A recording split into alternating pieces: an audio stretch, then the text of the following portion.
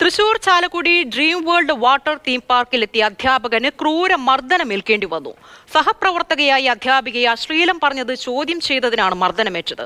ഒറ്റപ്പാലം സ്വദേശികളായ 5 യുവാക്കളെ Chalakudy police arrest ചെയ്തു.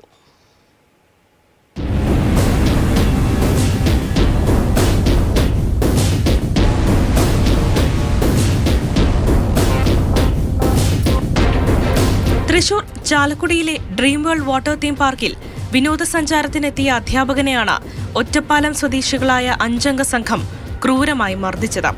മർദ്ദനത്തെ തുടർന്ന് അധ്യാപകന്റെ മൂക്കിന്റെ എല്ല് തകർന്നു.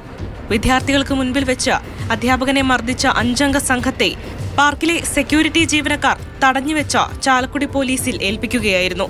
ഉമ്മർ ഷാഫി, മുഹമ്മദ് റാഷിദ്, റഫീഖ്, ഇബ്രാഹിം, മുബഷീർ എന്നിവരെയാണ് പോലീസ് അറസ്റ്റ് ചെയ്തത്.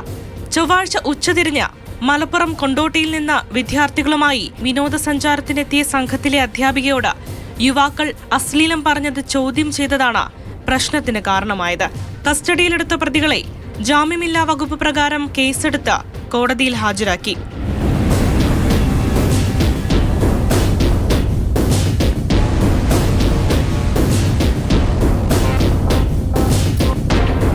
മാതൃഭൂമി ന്യൂസ്, തൃശൂർ.